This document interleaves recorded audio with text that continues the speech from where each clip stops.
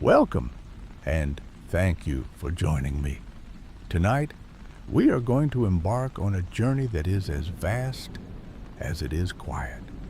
We are going to look at the history of our universe, not as a collection of cold dates and difficult numbers, but as a story.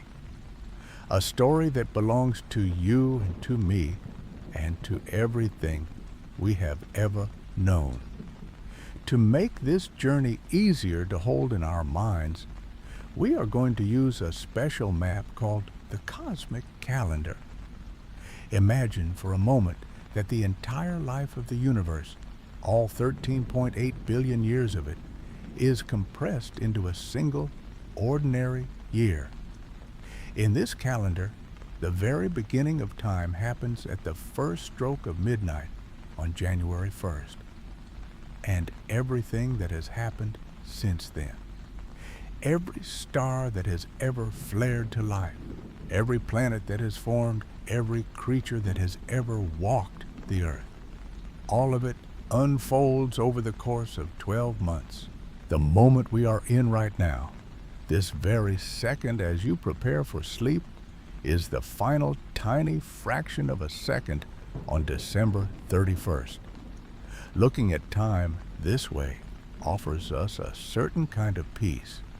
It reminds us that while our lives may feel busy or overwhelming, we are part of a much larger, much older, and much slower rhythm.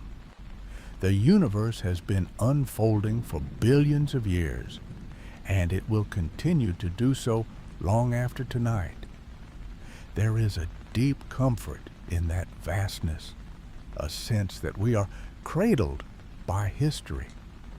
As we begin to drift through these months and milestones, I hope you feel that weight lifting from your mind. If you find that these quiet stories and gentle facts help you find the rest you need, I would be so grateful if you chose to subscribe to the channel or leave a soft like on this video. It helps our community grow into a peaceful space for everyone who needs a moment of calm. But please, only do so if it doesn't disturb your rest. Now, let's take a moment to settle in. If you haven't already, let your eyes close gently. Feel the weight of your head against the pillow. Notice the way the mattress supports your body, letting every muscle from your toes to your jaw release its tension. Take a slow, deep breath in, feeling the cool air fill your lungs, and then let it out with a long, soft sigh. Let the world outside your room fade away. There is nothing you need to do right now, and nowhere else you need to be. We are going to leave the present moment behind for a while. We are traveling back through the centuries, through the millennia, past the birth of the sun and the formation of the stars. We are going back to the very first page of the calendar, to the silence and the darkness and the incredible moment that started it all. Imagine the universe as a blank canvas, waiting for the first stroke of light to appear at the very beginning of January. To understand the journey we are about to take, it helps to realize just how much time is packed into every moment of this cosmic year. It is a vast, silent landscape of time, where the scale is so immense that our ordinary way of thinking about minutes and hours simply drifts away. In this calendar, every month that passes represents about 1.1 billion years. Think of that for a moment. 1 billion years. If you were to try and count to 1 billion, saying one number every second without ever stopping for breath or sleep, it would take you over 31 years just to finish. And yet, in our cosmic year, that immense lifetime-spanning number is just a single leaf on the calendar, a single month of January or May. As we move closer into the rhythm of this clock, the scale becomes even more humbling, yet strangely soothing. A single day on this calendar represents 40 million years. Every hour that ticks by is nearly 2 million years of history. And a single second, the time it takes for a soft, resting heartbeat, is 437 years. It is a rhythmic, steady pulse that carries the weight of 4 centuries in every single tick. When you look at time through this lens, you might begin to wonder where we fit in. Where are the stories we know? The great empires, the ancient cities, the first explorers? It is a startling and beautiful realization to find that for almost the entire year, the human story hasn't even begun.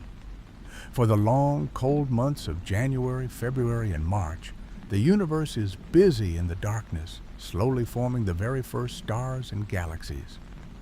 Through the quiet summer months of June and July, our own sun hasn't even been born yet. The Earth itself doesn't appear until the end of August. In fact, all of recorded human history, everything from the very first words ever carved into stone to the quiet room you are resting in right now, fits into the final few seconds of December 31st. We are the very last breath of the year. Every discovery, every masterpiece of art, every life ever lived, and every person you have ever loved. It all happens in that final flickering moment before the clock strikes midnight on New Year's Eve. There is a profound peace to be found in this perspective. It tells us that the universe is patient. It reminds us that we are part of a story so grand and so ancient that our daily worries, while they feel heavy to us, are really just tiny ripples in a vast, calm, and eternal ocean. We are here to witness the beauty of a process that has been unfolding with incredible care for billions of years. We are the way the cosmos finally gets to look back at itself and wonder. So, for now, let go of the day behind you. Let the minutes and hours of your own life soften and fade into the background. We are going to leave those final seconds of December behind and travel all the way back to the very first page of the calendar. We are going to witness the first morning of everything. We are going back to the first stroke of midnight on January 1st, to the silent, incredible birth of space and time itself. As the clock strikes the very first midnight on January 1st, we find ourselves at the absolute beginning of everything. This is the moment science calls the Big Bang, though perhaps a more peaceful way to think of it is the Great Expansion. It is the first heartbeat of the cosmos. In this moment, there was no outside. There was no empty space for the universe to expand into because space itself was being born. Imagine, if you can, every star you see in the night sky, every galaxy spinning in the distance, and every atom in the room where you are resting right now, all squeezed together into a single point. This point was infinitesimally small, smaller than a single atom, and it was unimaginably hot and dense. It was a seed of pure potential, containing all the energy that would ever exist. When the clock ticked for the very first time, this tiny point began to stretch. It wasn't a sudden, noisy explosion. In the vacuum of space, there is no air to carry sound. So the birth of our universe happened in a profound, heavy silence. It was a graceful unfolding a rapid stretching of the fabric of reality. Within the first trillionth of a second, the universe grew from something smaller than a subatomic particle to the size of a city, and it continued to expand with the steady, rhythmic power. In these first few minutes of the cosmic year, the universe was a thick, glowing fog. It was far too hot for atoms to form, so the world was filled with a swirling soup of energy and light. But this light couldn't travel very far. It was like being inside a cloud of brilliant white steam. Every photon of light was constantly bumping into particles, trapped in a cosmic game of pinball. Because of this, the early universe was opaque. You couldn't have seen through it, even if you were there to look. It was a time of hidden beginnings, where everything was connected in a hot, dense embrace. As the first hour of January 1st passes, the universe continues its patient expansion. And as it expands, it begins to do something very important for the future of life. It begins to cool. Just as a mist of water cools as it spreads out into the air, the energy of the Big Bang began to lose its searing intensity. The temperature dropped from billions of degrees to millions, and then to thousands. This cooling allowed the very first simple building blocks of matter to settle. Protons and neutrons began to find one another, forming the nuclei of the very first elements, mostly hydrogen and a little bit of helium. These are the simplest atoms in the universe, the light and airy foundations of everything else to come. But even as these atoms formed, the universe remained a place of mystery. The initial brilliant glow of the Big Bang was starting to fade, stretching out into longer and longer wavelengths of light, moving beyond what the human eye could see. The intense heat was dissipating, and the great thick fog was finally beginning to clear. By the end of this first day, the universe has become a vast, quiet, and incredibly empty place. The initial flash of creation has passed, leaving behind a sea of cooling gas. The light has gone out for now, and the cosmos is entering a long period of rest. We are moving away from the fire of the beginning and into a deep, silent era of shadows. The stage is set, the ingredients are gathered, but for a long time there will be nothing but the dark. We are drifting now into the dark ages of the cosmos, a time of patient waiting before the very first stars begin to wake. Imagine a time of absolute velvety stillness. The initial brilliant flash of the Big Bang has faded into the background, and the universe has become a vast, silent ocean of darkness. This is what astronomers call the cosmic dark ages. It is a period that lasted for hundreds of millions of years, a long, deep sleep for the cosmos. In our cosmic calendar, this spans the first few days of January, a quiet time where the universe was growing and stretching, but there were no lights yet to see it by. During these millions of years, there were no stars. There were no galaxies, no planets, and no moons. If you were to float through space during this time, you would see nothing but an endless, ink-black void in every direction. But the void wasn't truly empty. It was filled with invisible clouds of hydrogen and helium gas, the very first elements created in the furnace of the beginning. These gases were spread out, thin and cold, drifting through the expanding space like a ghost-like mist. It was a universe of pure potential, a quiet nursery waiting for its first breath of light. While the universe seemed to be doing nothing, something very important was happening in the shadows.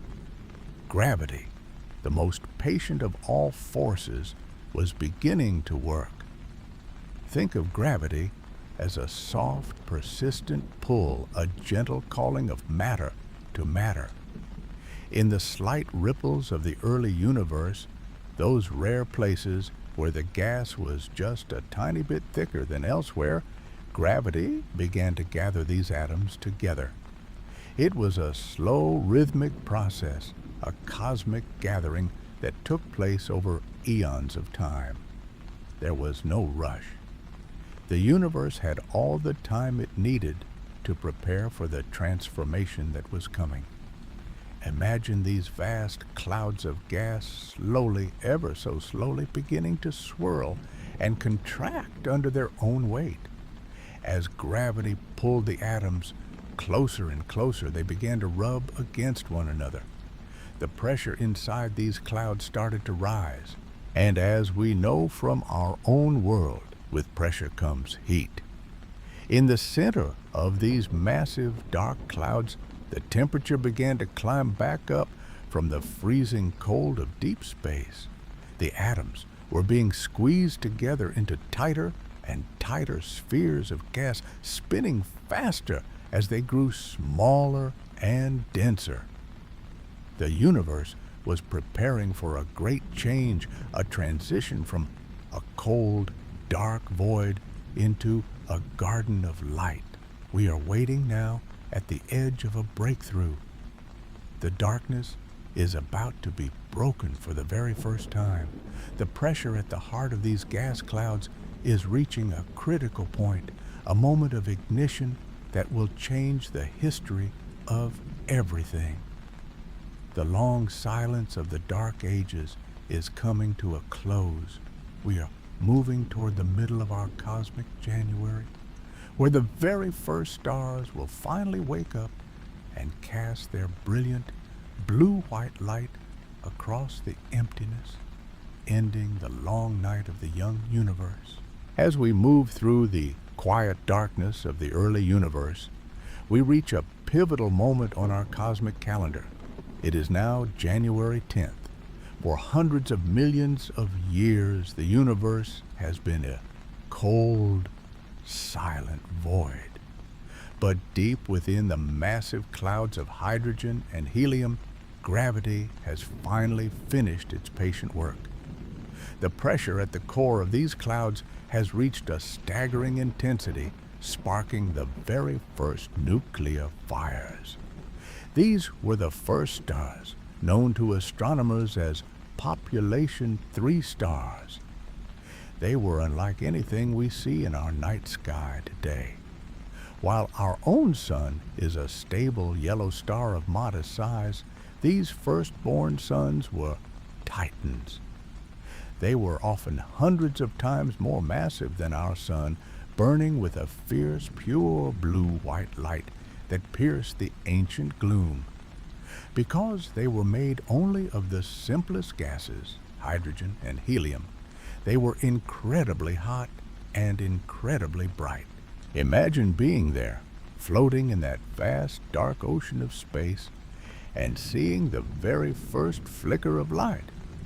It wouldn't have been a sudden flash that filled the whole sky, but rather a tiny, solitary diamond of light appearing in the distance, then another and another, until the darkness was punctuated by these brilliant, lonely beacons. This was the moment the universe truly woke up. Because these stars were so massive and burned so brightly, they lived very short lives on a cosmic scale. While our sun will live for 10 billion years, these first stars burned through their fuel in just a few million years. They lived fast, and they died in spectacular events called supernovae. But their deaths were not an end. They were a beginning. Inside the scorching hearts of these first stars, something miraculous was happening. The intense heat and pressure were fusing simple atoms together to create entirely new elements. For the first time, atoms of oxygen, carbon, and nitrogen were born. When these stars finally reached the end of their lives and scattered their remains into space, they enriched the surrounding gas clouds with these new materials. Every breath of oxygen you take and every bit of carbon in your body can trace its lineage back to these first ancient ancestors of the stars. Take a slow, deep breath now. As you exhale, feel the connection between your own body and those first brilliant lights in the dark. You are made of the very same materials that were forged in those early moments of time. The universe was no longer just a collection of gas. It was becoming a workshop of complexity. More and more of these stars began to shine. They didn't stay isolated for long. Gravity, ever the weaver, began to pull these first stars and their surrounding clouds of gas toward one another. The lonely points of light started to cluster together, forming the very first small communities of stars. We are beginning to see the transition from a universe of individual lights to a universe of grand structures. The silent dark void is slowly being replaced by a magnificent tapestry of light that will eventually become the galaxies we know today. By January 13th on our cosmic calendar, the universe is about 500 million years old. The era of solitary stars is coming to an end, and a new, more social era is beginning. Gravity, that silent and incredibly patient force, begins to act as a cosmic weaver. It doesn't just pull objects together, it organizes them with a gentle, persistent tug, bringing the scattered firstborn stars and the remaining clouds of gas into the first recognizable shapes. These are not yet the grand, majestic spirals we see in modern telescope images. Instead, they are what astronomers call proto-galaxies. They are smaller, messier, and much more fragile. Imagine them as soft, glowing clusters of light, drifting through the darkness like bioluminescent creatures in a deep midnight ocean. They are the humble ancestors of the giants that will one day fill the sky. As these small communities of stars begin to form, they are guided by an even larger, invisible structure known as the cosmic web. If you could pull back and see the entire universe at this moment, you wouldn't see a random scattering of light. Instead, you would see a vast, delicate network of filaments stretching across billions of light years. This is the skeleton of the cosmos, made largely of dark matter, an invisible substance that provides the gravitational scaffolding for everything we see. Think of this web like a giant shimmering spider web covered in morning dew. The threads of the web are made of gas and dark matter, and the glistening drops of dew are the proto-galaxies, clinging to the intersections where the threads meet. It is a structure of immense beauty and order, a silent map that dictates where every star and every galaxy will eventually live. The universe is no longer a lonely, empty void. It has become a magnificent tapestry of light and shadow. Great rivers of hydrogen gas flow along these invisible threads, feeding the young galaxies and allowing them to grow. In these early days, the universe is a busy workshop, yet everything happens with a slow, graceful rhythm that spans millions of years. There is no rush in the cosmos. There is only the steady, rhythmic pulse of creation. Take a moment to settle deeper into your bed, feeling the stillness of the room around you. Just as the cosmic web holds the galaxies in place, let your bed hold you in a state of perfect, weightless comfort. You are a part of this structure, a tiny but significant point of light in a much larger design. As we watch this grand tapestry continue to weave itself together, our perspective begins to shift. We are no longer looking at the universe as a whole, but rather narrowing our focus to one specific, quiet corner of the web. Here, among the billions of budding proto-galaxies, a group of smaller star clusters is beginning to merge. They are drawn together by that same persistent, loving gravity, slowly swirling into a shape that will one day be familiar to us. This growing collection of light is the very beginning of our own home in the stars, the early faint heartbeat of the Milky Way. On our cosmic calendar, we have now reached the middle of March, specifically March the 15th. The universe has been expanding for billions of years, and in this quiet suburban corner of the cosmos, something special is happening. The scattered clusters of stars and the rivers of gas we saw earlier are finally coming together to form a permanent home. This is the era when the Milky Way galaxy begins to take its recognizable shape. Imagine a vast, glowing disk of light hanging in the darkness. Today, we know our galaxy is a magnificent barred spiral, a collection of between 100 billion and 400 billion stars. It is a number so large it is difficult to truly grasp. But for tonight, you can simply imagine it as a soft, luminous mist, where every tiny droplet is a sun, and every sun has its own silent story to tell. The Milky Way did not start as the giant we see today. It grew slowly and patiently, like an ancient tree adding rings year after year. It was a gentle gatherer, pulling in neighboring satellite galaxies that drifted too close. In the language of science, this process is sometimes called galactic mergers, but in the quiet of the night it feels more like a slow, graceful embrace. These smaller groups of stars were not lost.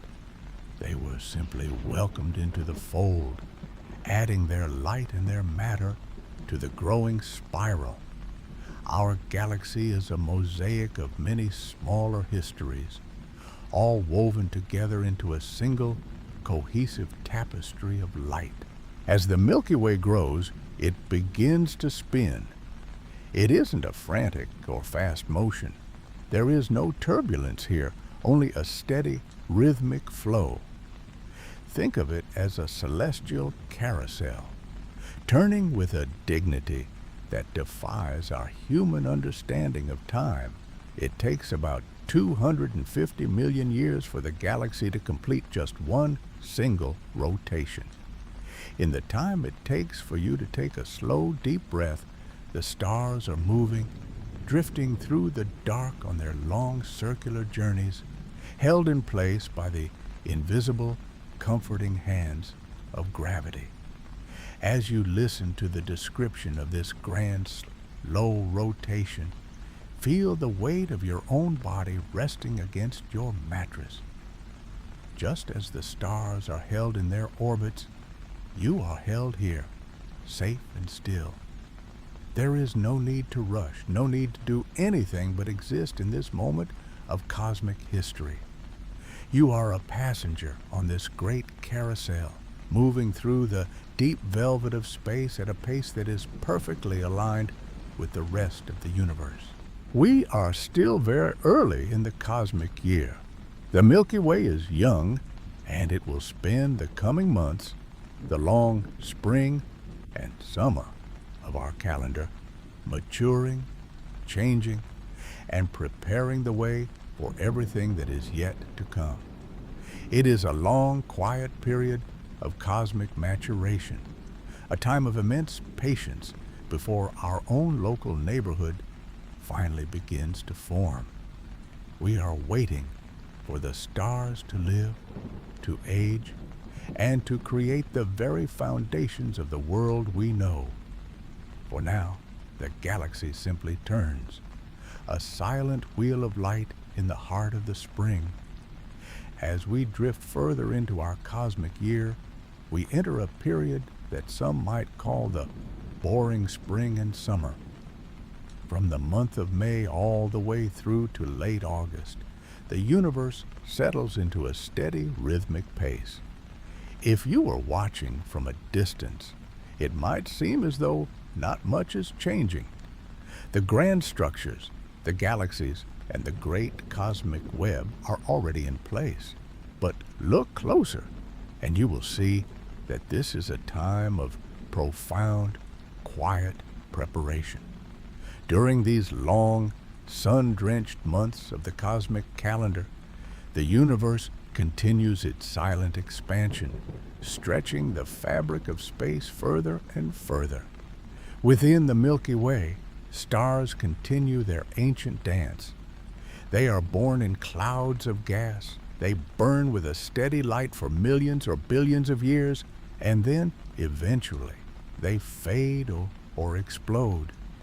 It is a continuous cycle of life and death, happening on a scale so vast, it feels like the breathing of the cosmos itself. In the time it takes for a single cosmic week to pass, millions of stars have reached the end of their lives, while millions of others are just beginning to flicker into existence. You might wonder why our own sun is still nowhere to be found.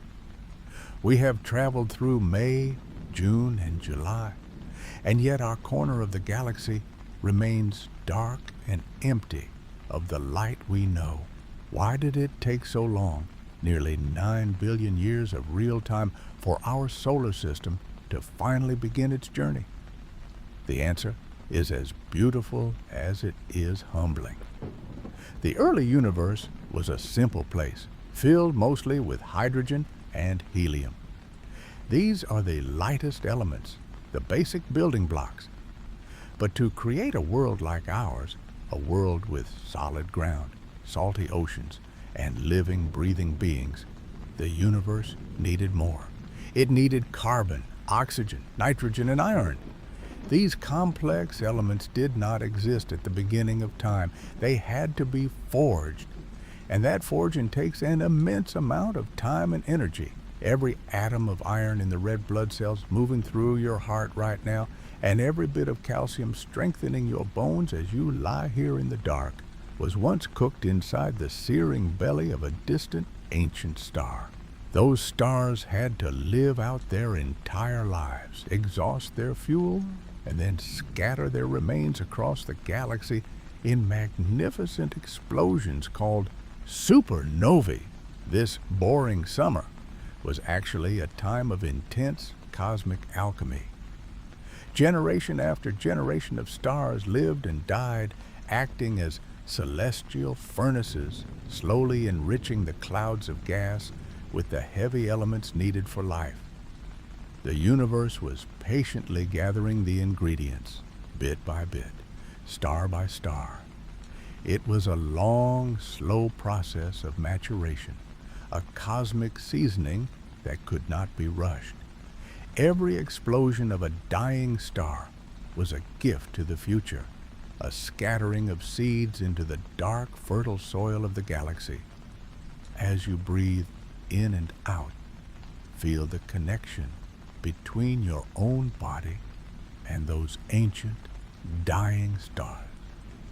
You are carrying the legacy of those middle months of the cosmic year within you. You are, quite literally, made of stardust that has been recycled through the heart of the Milky Way. The universe took its time to make sure everything was just right. It waited until the chemistry of the galaxy was rich enough to support a planet like Earth and a star like our sun. And As the calendar turns toward the final day of August, the ingredients are finally ready. The quiet nursery of our local space is beginning to stir, feeling the ripples of a distant event that will change everything. We are approaching the moment of our own beginning, the birth of the sun, and the dawn of the world we call home. Now, as the calendar flips to August 31st, we arrive at one of the most significant moments in our story.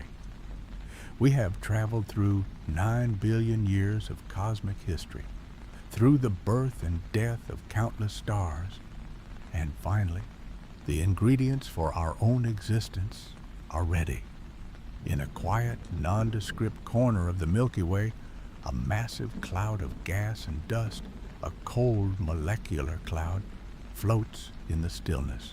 It is silent, dark, and unimaginably cold, hovering just a few degrees above absolute zero.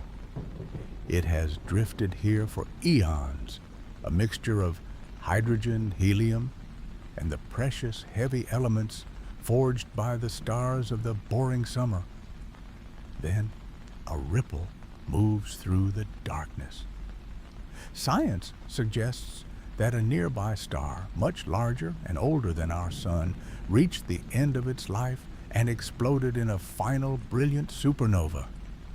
The shock wave from that distant explosion traveled through the void like a gentle wave on a still pond, eventually reaching our cold molecular cloud. That tiny nudge, that soft pressure from the shock wave, was all gravity needed to begin its work. The cloud began to collapse in on itself, drawn together by its own weight. As it shrank, it began to spin like a figure skater pulling in their arms to whirl faster and faster. The center grew increasingly dense and incredibly hot, a glowing ember in the dark. This was the birth of our sun. It is a moment of profound transformation. In this one event, a staggering 99.8% of all the matter in that original cloud was pulled into the center to create our star. Nearly everything that existed in that cosmic nursery became part of the sun's massive, glowing heart. The remaining 0.2%, a tiny, humble fraction of the leftovers, remained in a flat, spinning disk around the new star known as a protoplanetary disk. Take a moment to think about that. Everything you have ever known, every mountain you've climbed, every ocean you've seen, every person you have ever loved, and every planet in our vast solar system is made from the small handful of dust that the sun did not need. We are the beautiful remnants of a much larger beginning, built from the crumbs of a solar feast. Take a slow, deep breath now. Adjust your pillow if you need to, and settle even deeper into the warmth and safety of your blankets. Imagine yourself floating peacefully in that ancient nursery. The darkness of the deep past is no longer empty. It is filled with the soft, golden glow of a young, steady star. The sun is a warm, constant presence, its light reaching out into the swirling disk of dust and gas that surrounds it. In the quiet aftermath of the sun's birth, the remaining dust begins to bump into itself. In the silence of space, tiny grains of rock and ice collide and stick together through static electricity, growing from the size of a grain of sand to a pebble, then to a boulder. In the orbits further out, where it is colder, gas giants like Jupiter begin to sweep up the gaseous remnants. But closer to the warmth of the sun, rocky debris is swirling, gathering into small, hot, molten worlds. Among them, a small sphere is beginning to take its shape, coalescing from the stardust. The chaos of the beginning is starting to find a rhythm, and the foundation for our world is being laid. Our home, the Earth, is finally starting to emerge from the cosmic mist. On our cosmic calendar, we have reached September 6th. This is the day our home, the Earth, finally coalesces into a distinct world. At this stage, it doesn't look like the serene blue and green marble we know from photographs. Instead, it is a sphere of liquid fire, a molten ball of rock glowing a deep, heavy orange against the velvet black of space. The heat is immense, generated by the constant, silent bombardment of leftover debris and the crushing pressure of gravity pulling the planet's core together. In these early, crowded days of the solar system, the Earth was not alone in its orbit. About 4.5 billion years ago, a wandering planet roughly the size of Mars, often called Theia, moved toward the young Earth. They collided in a slow-motion, colossal event. This impact was so powerful, it partially liquefied both worlds, sending a massive ring of vaporized rock and debris spiraling into orbit. In the quiet centuries that followed, gravity patiently gathered that ring of glowing dust together. From the wreckage of this ancient collision, our moon was born, a constant companion fashioned from the Earth's own side. If you could have stood on the cooling surface of the Earth back then, the sky would have looked very different. The moon was much, much closer than it is today, appearing like a giant glowing orb that dominated the horizon. Because it was so near, its gravitational pull was fierce. The Earth's crust, still thin and fragile, would rise and fall in massive tides of solid rock. Everything moved with a strange, frantic energy. The Earth was spinning so quickly that a full day from one sunrise to the next lasted only 6 hours. The sun would race across the sky, setting almost as soon as it had risen, a flickering pulse of light in a world of shadow and flame. But as the days on our cosmic calendar turn toward the middle of September, the chaos begins to subside. The Earth starts to breathe out its heat into the cold of space. The molten surface begins to skin over, forming a dark, rocky crust. Volcanoes continue to hiss, venting steam and ancient gases from deep within the planet, wrapping the world in a thick, heavy blanket of clouds. As the temperature finally drops, the first drops of liquid water begin to fall.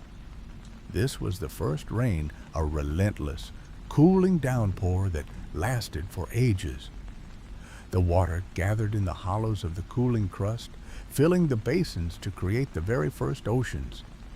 The fires were being quenched, and the air was growing still. The Earth was cooling down, settling into a long, quiet wait. Beneath the surface of those new, warm seas, the ingredients for something incredible were beginning to stir, preparing for the moment when the first spark of life would finally flicker into existence. As we reach September 21st on our cosmic calendar, that long-awaited flicker finally becomes a steady, quiet flame. The Earth has transitioned from a world of fire and impact into a world defined by its oceans. Imagine, if you will, the vastness of these early seas, deep, warm, and rich with the minerals washed down from the cooling continents. The atmosphere above is still thick and heavy, a hazy orange sky filled with carbon dioxide and methane, but beneath the waves, a different story is beginning to unfold. Deep on the floor of these ancient oceans, far beyond the reach of the sun's gentle light, the Earth's inner heat still escapes through cracks in the crust. Here, towering chimneys of rock, known as hydrothermal vents, spew clouds of warm, mineral-rich water into the dark abyss. In the quiet, pressurized stillness surrounding these vents, the building blocks of life began to assemble. It wasn't a sudden event, but a slow, graceful dance of chemistry, molecules drifting together, bonding, and eventually forming the very first simple, single-celled organisms. These tiny pioneers were so small they would be invisible to the naked eye, yet they carried within them the blueprint for everything that followed. They were the ancestors of every blade of grass, every forest, and every creature that has ever walked, swam, or flown across this planet. In the silence of the deep sea, these microscopic cells began to replicate, quietly claiming their place in the universe. There is something deeply comforting in the resilience of life. It did not wait for the earth to become a paradise. It did not wait for the skies to clear or the tectonic plates to settle. Almost as soon as the planet was cool enough to hold liquid water, it found a way to begin. It took root in the darkest, most extreme corners of the world, proving from its very first moments that it was meant to endure. As you rest now, let your mind drift like those early cells in the warm, supportive currents of the ancient ocean. You are part of this lineage, a continuous thread of existence that has never once been broken in nearly 4 billion years.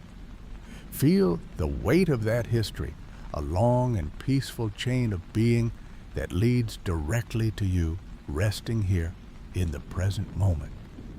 For a long time, these simple organisms remained the sole inhabitants of our world, drifting through the dark waters and slowly spreading across the globe. They lived simply, fueled by the chemicals of the earth itself. But as the cosmic days continue to pass, life begins to look upward toward the surface of the water and the distant, filtered light of the sun. The tiny inhabitants of the sea are about to embark on a project that will change the very air of the planet, slowly weaving the atmosphere we breathe today. The stage is being set for a transformation so profound it will eventually turn the entire world from a hazy orange to a brilliant, vibrant blue. As we move forward through the quiet months of our cosmic year, we reach October 12th. On the scale of the universe, this marks a moment roughly 2.5 billion years ago, a time of profound and silent transformation. For a long while, life had remained tucked away in the shadows of the deep sea or clinging to the edges of volcanic vents. But now, a new kind of pioneer begins to drift toward the surface. In the shallow, sun-drenched fringes of the ancient oceans, tiny organisms known as cyanobacteria began to master a new way of existing. They turned their tiny forms toward the light of the sun, learning to capture its energy through the process of photosynthesis. It was a quiet revolution, using nothing more than sunlight, water, and carbon dioxide. These microscopic stars of the sea began to produce their own fuel. But in doing so, they began to release something the world had never seen in great quantities before. Kitchen. Imagine the prehistoric ocean, its waters perhaps a murky green or deep iron gray beneath a sky that was not yet blue, but a hazy pale orange. As the cyanobacteria thrived, they began to exhale tiny microscopic bubbles of oxygen. At first, this oxygen didn't even reach the air. It was absorbed by the minerals in the ocean, turning the iron in the water into rust that settled in beautiful red layers on the sea floor. For millions of years, the earth literally breathed into its own crust, painting the rocks with the evidence of life's new rhythm. However, there is a strange tension in this part of our story. While we think of oxygen as the very essence of life, to the ancient organisms of that time, it was a powerful and corrosive element. For many of the simple, single-celled creatures that had ruled the dark for billions of years, oxygen was actually toxic. It was a silent, invisible challenge that moved across the globe, slowly changing the chemistry of the entire planet. This period is often called the Great Oxidation Event, and it was perhaps the most significant turning point in the history of our atmosphere. Slowly, the oceans became saturated, and the oxygen began to leak out into the sky. It reacted with the methane in the atmosphere, clearing away the orange haze and allowing the sun's light to pierce through more clearly than ever before. The sky began its long, slow transition into the familiar, peaceful blue we know today. This transition was not a sudden burst, but a steady, rhythmic unfolding that lasted for ages. It paved the way for a more energetic form of life. Oxygen is a potent fuel. It allows cells to produce far more energy than they ever could before. While it was a challenge for the old world, it was the foundation for the new one. It created the possibility for complexity, for movement, and eventually for the breath that moves in and out of your lungs right now. As you lie there, take a slow, deep breath of that very same air. Feel the coolness of the oxygen as it enters your body, a gift from those tiny ancient ancestors who worked in the sunlight billions of years ago. The world was becoming a place where more complex life could finally take root, but nature is patient. Having transformed the atmosphere, the cosmic calendar slows its pace once more. We enter a long, quiet period of maturation, a time of waiting as the simple cells of the world prepare for their next great leap. The moment when they stop living alone and begin to find strength in one another. The days of October fade into the cool shadows of November, and the stage is set for the emergence of the complex cell. As the calendar turns to November 9th, we find ourselves in a world that looks much like it did before. But beneath the surface of the waves, a quiet miracle is unfolding. For billions of years, life had been simple. Single cells drifting in the vastness, each one a tiny, self-contained world. But now, in the cooling waters of this ancient earth, a new kind of partnership is beginning. This is a moment of profound significance, though it happened on a scale so small it would be invisible to the naked eye. Imagine two tiny organisms meeting in the hushed, dark depths of the ocean. In the previous eras of life, one might have simply consumed the other. But in this moment, something far more beautiful and transformative occurs. One cell enters the other, and instead of being digested, they begin to live together in a state of perfect, enduring harmony. This process is known as endosymbiosis, a word that simply means living together within. The smaller cell became a permanent resident, a specialized guest that provided a steady, reliable stream of energy to its host. Over millions of years, this guest evolved into what we now call the mitochondrion. This wasn't just a biological fluke. It was the birth of the complex cell, the eukaryote.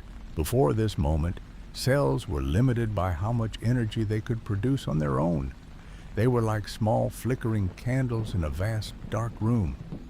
But with the addition of mitochondria, the powerhouses of the cell, that candle became a brilliant, steady flame. These new complex cells could grow much larger than their ancestors. They began to protect their precious genetic instructions inside a central nucleus, a quiet sanctuary in the heart of the cell. This extra energy meant that life was no longer just struggling to survive. It could begin to grow, to specialize, and eventually to cooperate. It is the difference between a single, solitary wanderer and the beginning of a great civilization. Every plant you have ever seen, every animal that walks the earth, and every person you have ever known is built from these complex, cooperative cells. As you lie there in the stillness, think for a moment about your own body. Within almost every single cell of your being, those ancient guests are still there, working quietly to keep you warm and whole. They are the reason you can move, the reason your heart beats with a steady rhythm, and the reason you can take this slow, calming breath right now. Feel that gentle warmth in your limbs. That is the legacy of a microscopic partnership that began on a quiet November day billions of years ago. You are, in a very real sense, a vast community of ancient travelers working together in peace. The remainder of November passes in this slow microscopic dance. It is a time of patient maturation, of gathering strength and complexity in the shadows of the sea. While the world outside might seem still, the blueprint for everything you see around you is being written in the quiet language of the cell. We are approaching the final month of our cosmic year. December is just around the corner, and with it comes a sudden vibrant explosion of life that will change the face of the earth forever. The long silence of the single cell is about to give way to the wonder of the many. We have arrived at the 5th of December on our cosmic calendar. For nearly 3 billion years, life on Earth was a quiet, solitary affair. Trillions of tiny, independent cells drifting in the vastness of the world's oceans. But now, in the cool blue depths of the ancient seas, something remarkable begins to happen.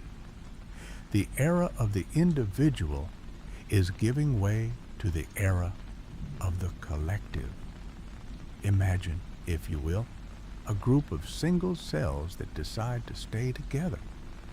At first, they are simply neighbors, clinging to one another for protection or to share the nutrients drifting by in the currents.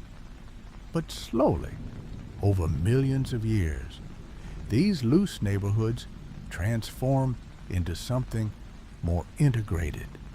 They begin to communicate. They begin to share tasks. One group of cells focuses on capturing food, while another focuses on holding the structure together. This is the birth of the first multicellular organisms. The earliest of these pioneers were the sponges. And today, you can find them on the ocean floor, quiet and still. They have no brains, no hearts, and no muscles. They are living filters, drawing the ocean through their bodies in a slow, rhythmic pulse that has remained unchanged for hundreds of millions of years. There is a profound peace in their existence, a life spent in perfect synchronization with the ebb and flow of the tides. As December progresses, these forms become more complex. We see the emergence of the first jellyfish, ethereal, translucent bells that pulse through the water like slow, steady heartbeats. These were among the first creatures to develop a nervous system, a delicate web of fibers that allowed them to sense the world around them. Imagine the first time a living thing felt the touch of a current or the warmth of the sun-drenched surface. The ocean floor becomes a quiet garden of strange, soft-bodied creatures. This is a world without teeth or claws, a time before predators or prey. Scientists call this the Ediacaran period. But you can think of it as the Earth's long, peaceful childhood. There are creatures shaped like quilted mattresses, others like delicate ferns made of flesh, and some that look like shimmering ribbons resting on the sand. They move with the grace of silk in the wind, swaying in the dark, silent water. It is here, in these final weeks of the cosmic year, that the pace of history begins to accelerate. We have spent nearly the entire year, from January to November, waiting for life to become more than a microscopic speck. But now, the momentum is building. The foundations have been laid. Every breath you take and every movement you make can be traced back to these soft, pulsing ancestors who learned that they were stronger together than they were alone. As you settle deeper into your bed, let your mind drift like those ancient soft-bodied creatures in the warm, primordial sea. The water is calm, the light is dim, and the world is quiet. Life is gathering its strength, preparing for a great leap forward. Very soon, the oceans will overflow with a diversity of life we can hardly imagine, and the first brave explorers will begin to look toward the dry, empty land above. But for now, there is only the slow, rhythmic pulse of the deep and the quiet promise of what is to come. As we reach December 17th on our cosmic calendar, the quiet, drifting world of the deep begins to stir with a new kind of energy. For millions of years, life was soft, slow, and translucent. But now, in a period scientists call the Cambrian explosion, the oceans undergo a sudden and magnificent blossoming of creativity. It isn't a loud or violent event despite the name. Rather, it is a quiet revolution of form and function. Imagine the seafloor, once a silent garden of swaying fronds, now teeming with an incredible variety of new shapes and colors. For the first time in the history of the world, life begins to build. Creatures start to draw minerals from the seawater, weaving them into hard shells, sharp spikes, and sturdy shields. You might picture the trilobites, those ancient, segmented wanderers of the sand, cuddling along with their delicate legs protected by stone-like armor. They are among the first to have eyes, complex crystalline lenses that allowed them to see the shimmering light filtering down through the waves. In this era, nature is sketching the blueprints for almost every animal that will ever exist. The ancestors of all modern life are here, established in the salt and the silt. There are creatures with 5 eyes, others with long grasping trunks, and some that look like delicate lace floating in the current. But among this strange and wonderful parade, there is one creature that is particularly important to our story. It is small, perhaps no longer than your thumb, and shaped like a slender, translucent needle. This little creature, known to us as Pikaia, carries something revolutionary inside its body, a tiny flexible rod called a notochord. This is the very first version of a backbone. It is a simple structure, a bit of internal support that allows the creature to swim with a rhythmic side-to-side motion, pushing through the water with more grace and speed than anything that had come before. As you lie there, feeling the weight of your body supported by your bed, take a moment to think about your own spine. That elegant chain of bone and nerve that allows you to move, to stretch, and to curl up in comfort is a design that is hundreds of millions of years old. The blueprint for your back was drafted in the warm, shallow seas of the Cambrian, in the body of a tiny, brave fish-like ancestor. You are carrying a piece of that ancient ocean within you tonight. It is a connection that spans the ages, a sturdy thread of life that has never once been broken. By the end of this period, the oceans are full. They are a masterpiece of diversity, a crowded living world of fins and shells. But as we look up toward the surface, past the dancing light and the crashing waves, we see a world that is still very different from our own. The continents are vast, silent, and brown. There are no forests, no meadows, not even a patch of moss. The land is a desert of bare rock and dust waiting in the sun, but the water is beginning to overflow with life, and the first green pioneers are already gathered at the shore, preparing to change the face of the earth forever. As we turn the page of our cosmic calendar to December the 20th, a quiet but monumental shift begins to take place. For billions of years, the land has been a silent expanse of gray stone and rust-colored dust, scorched by the sun and battered by the wind. But now at the water's edge, something new is happening. A soft green fringe is appearing on the damp rocks. These are the first land plants, simple, moss-like pioneers that have found a way to survive outside of the ocean. They stay low to the ground, clinging to the moisture of the spray, slowly stretching like a living carpet over the barren earth.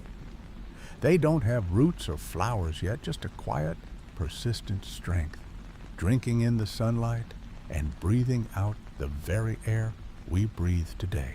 As the days of December pass on our calendar, these humble mosses evolve into something much grander. By the time we reach the Carboniferous period, just a few cosmic days later, the Earth is covered in vast, steaming forests. But these are not forests like the ones we know today. There are no oaks, no maples, and no pines. Instead, there are giant ferns and towering club mosses, some reaching as high as a 10-story building. Imagine walking through one of these ancient groves. The air is thick, warm, and heavy with moisture. The ground is a deep, spongy layer of fallen leaves and branches. A fascinating thing happens in these forests.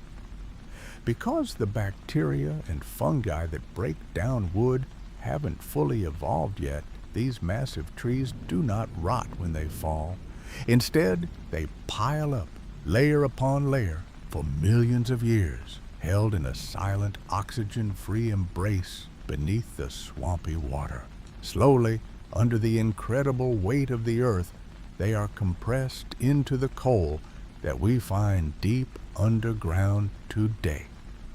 When we use that energy now, we are essentially releasing the bottled sunshine of a December afternoon. From 300 million years ago, these forests were literally burying the sunlight of the past, storing it for a distant future they would never see. With this new world of greenery comes a new kind of inhabitant. Insects follow the plants onto land, and in this oxygen-rich atmosphere, they grow to incredible sizes.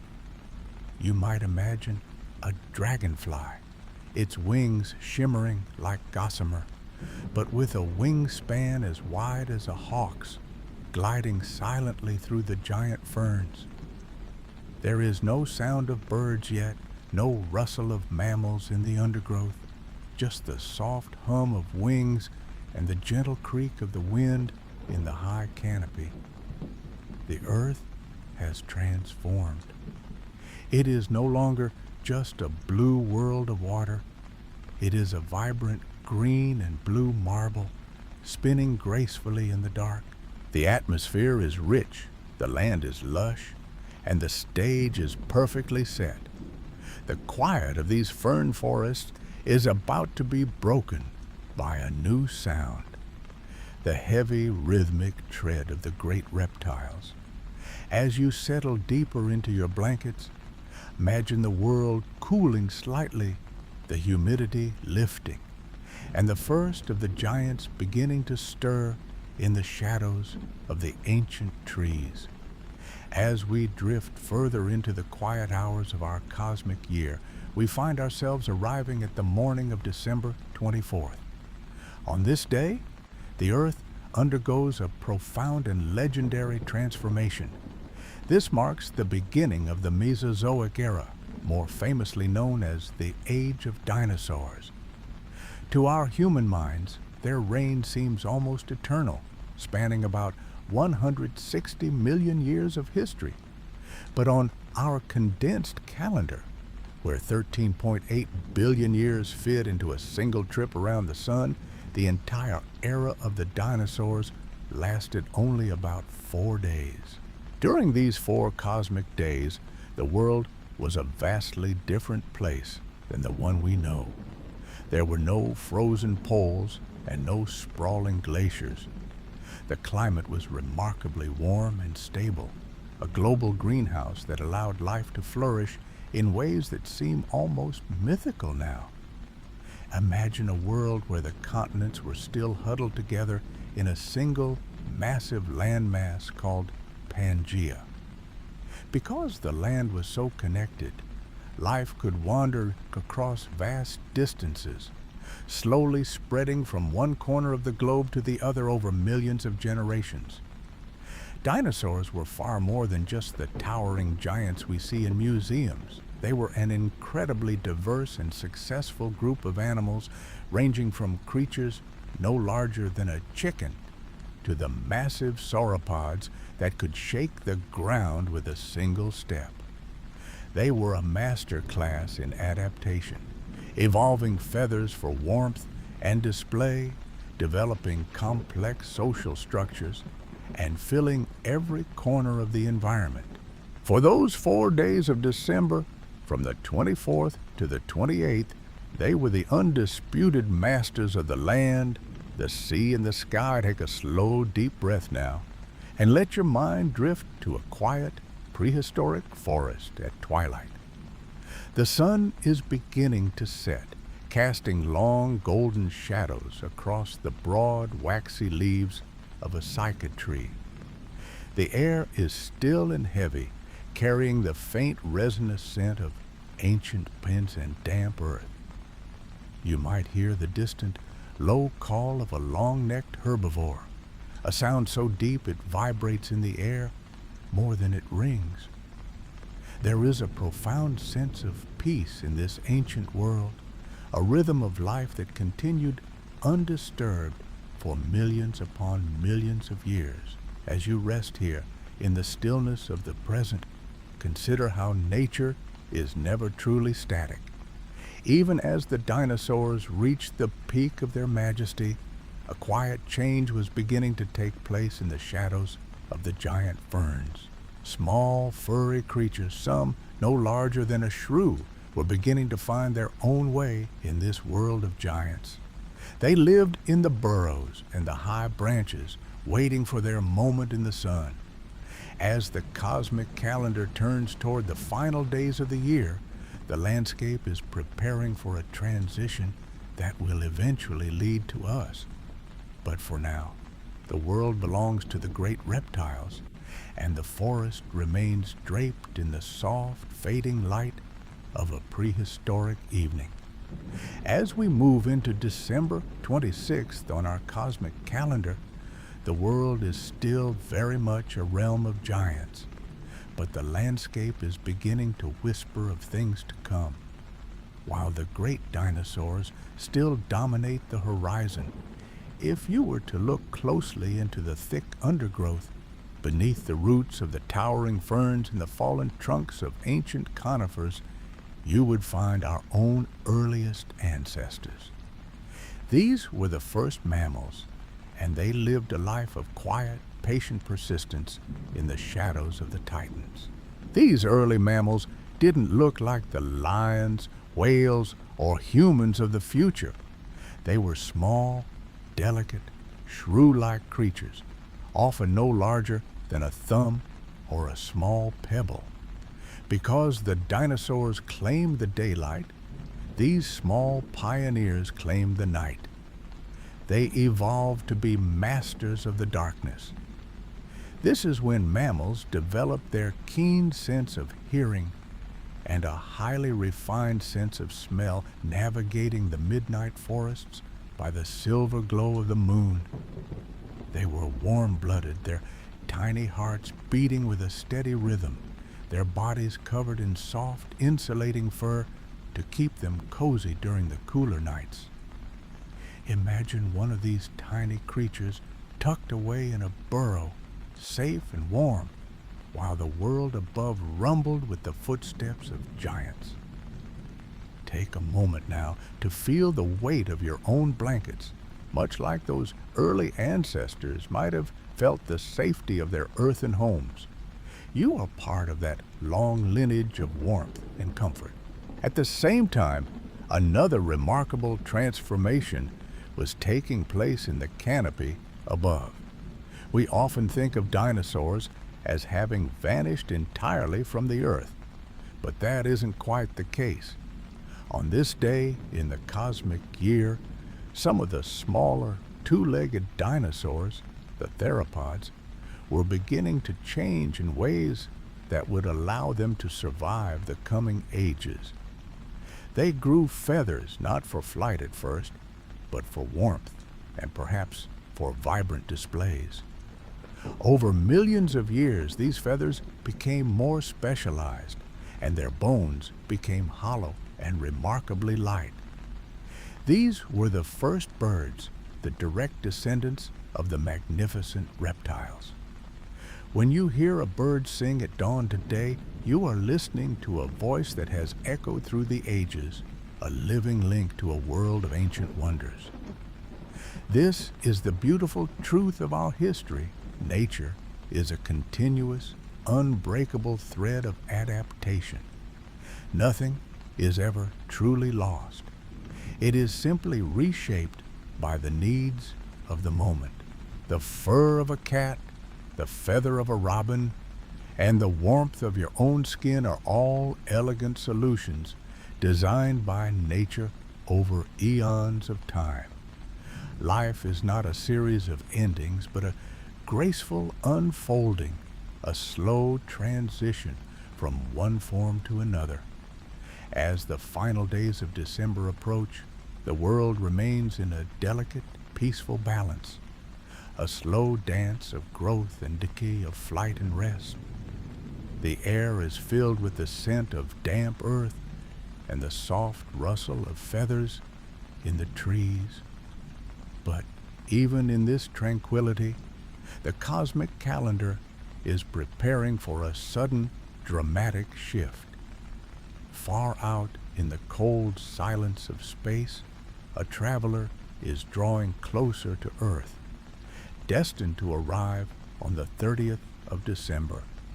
It is a reminder that the universe sometimes moves in sudden, transformative leaps, clearing the path for new stories to begin.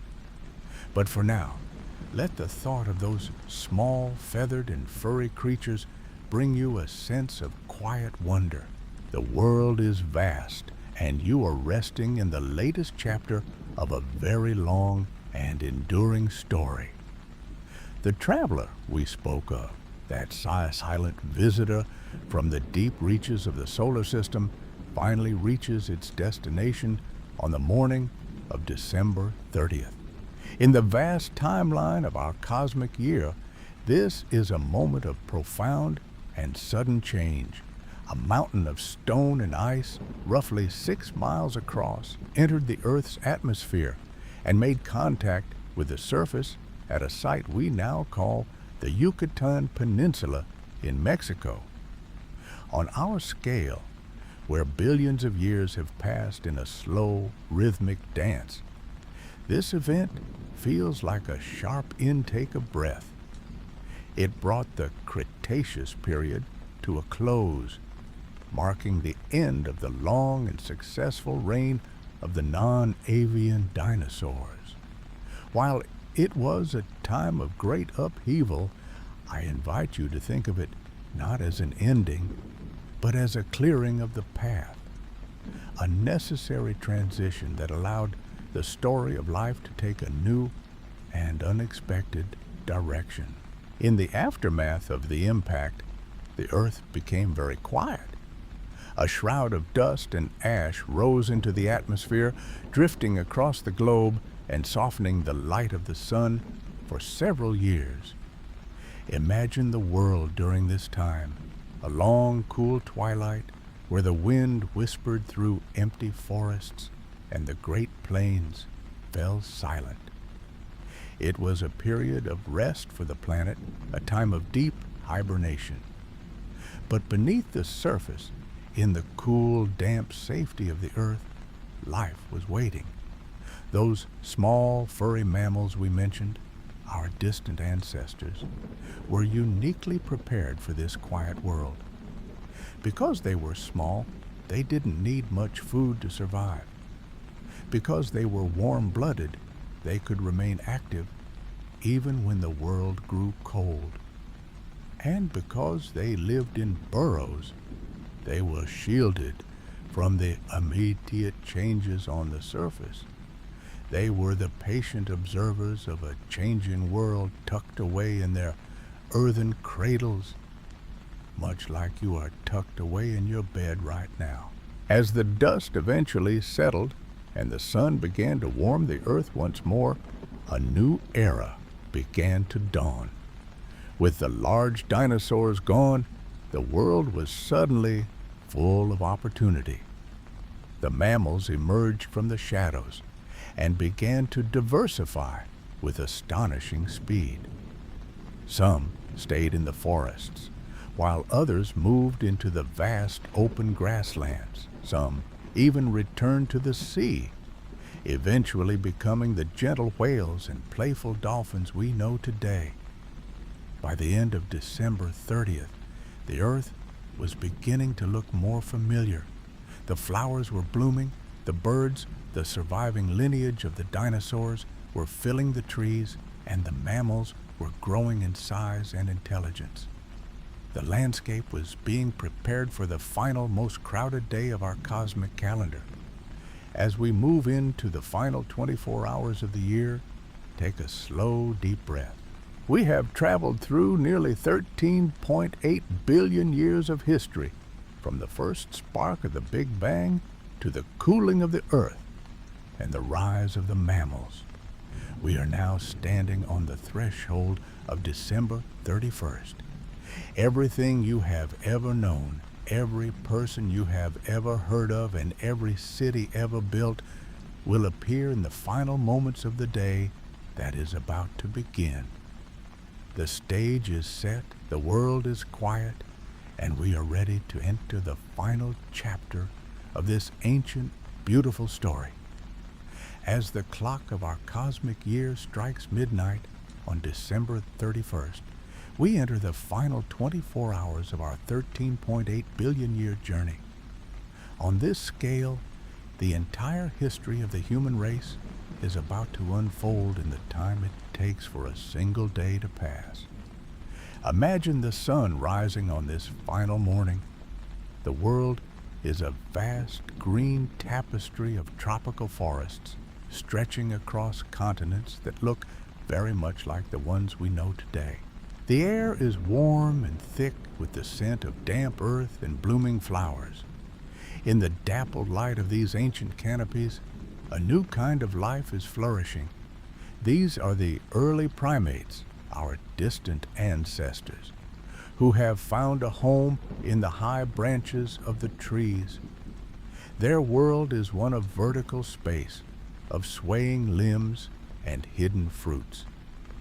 To survive in this complex, three-dimensional environment, they began to develop two remarkable tools that would eventually change the way we see the entire universe. The first was the development of grasping hands. Unlike the paws of their ancestors, these hands featured opposable thumbs and sensitive fingertips. This allowed them to hold on to thin branches with precision, to peel fruit, and to feel the texture of the world around them. It was a physical connection to their environment that required a new kind of coordination between the mind and the body. Imagine the quiet focus of a small creature reaching out to grasp a piece of fruit, its fingers wrapping around the smooth skin with gentle accuracy. The second, and perhaps most profound change, was the shifting of their eyes. In many other mammals, eyes are positioned on the sides of the head to provide a wide field of view for spotting predators. But for these early primates, the eyes moved forward, to the front of the face. This created what we call binocular vision, the overlapping of two visual fields that allows the brain to perceive depth and distance with incredible accuracy.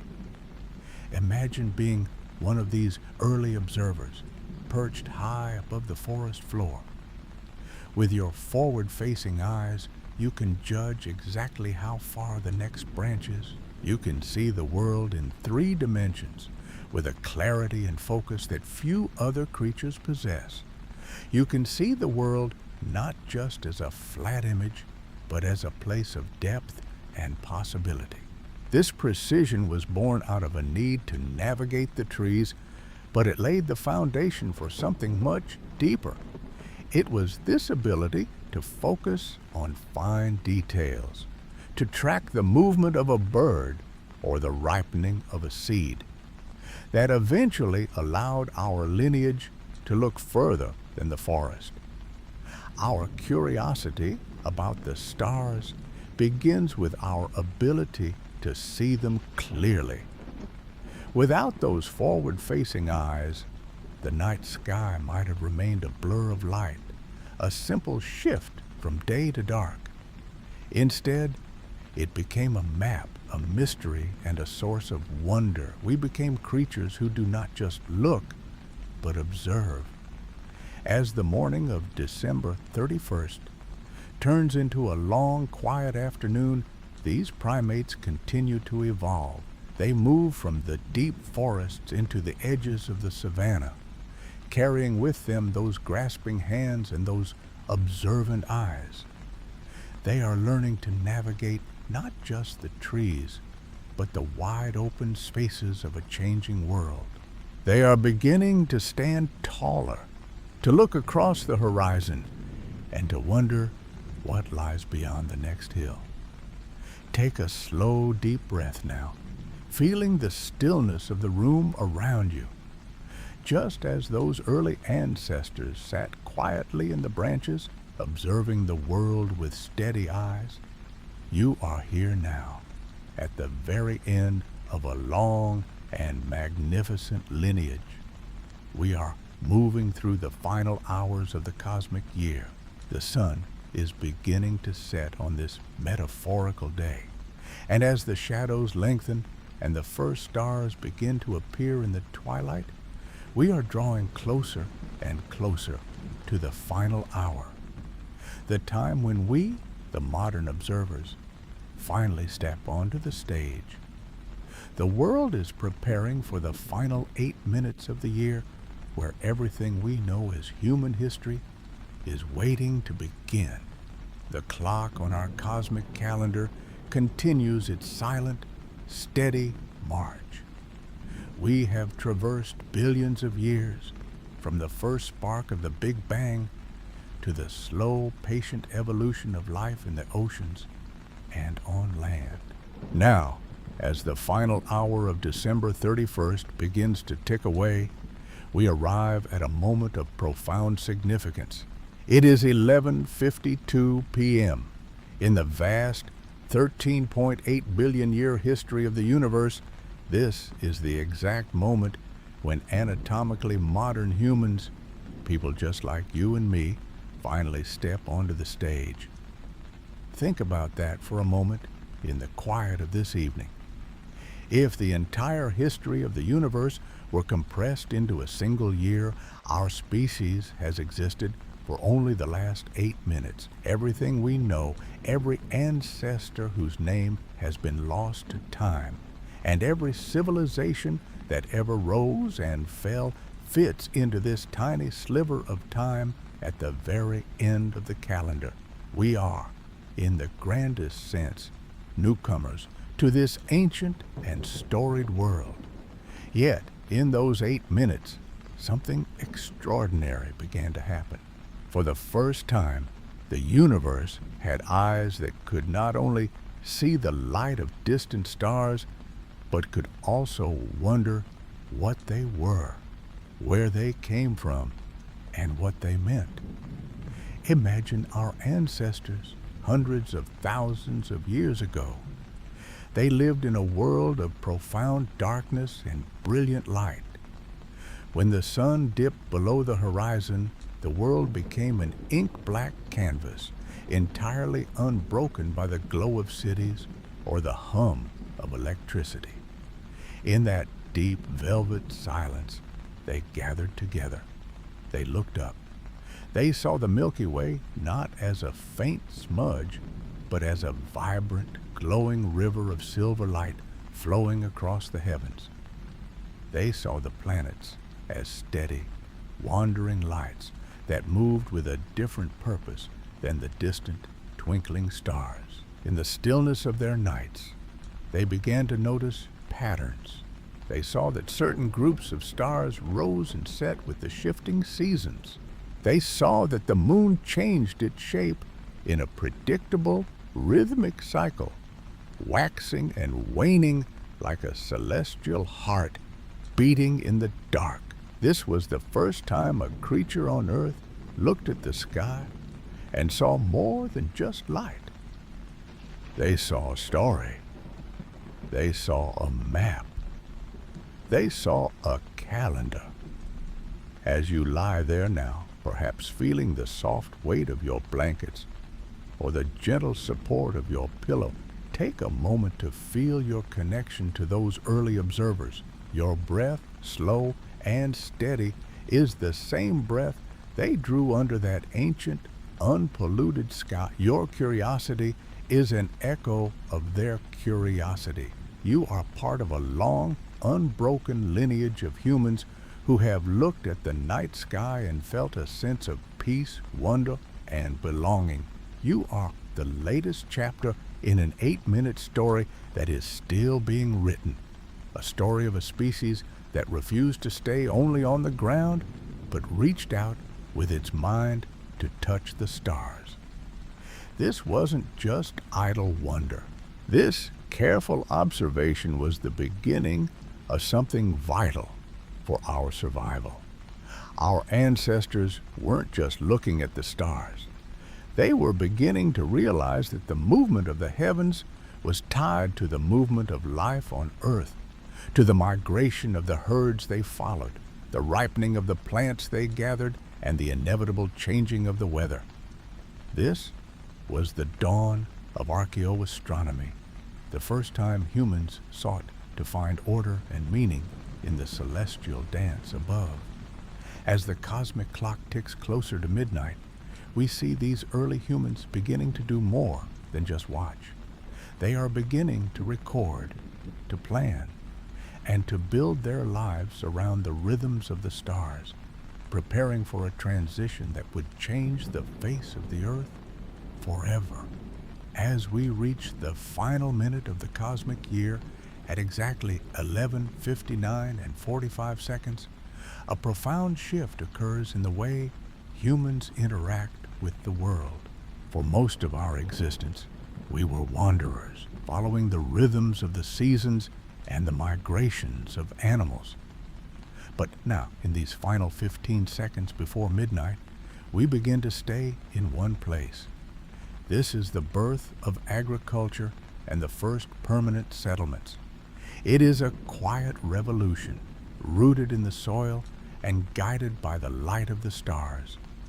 To plant a seed and expect it to grow, you must understand the language of time.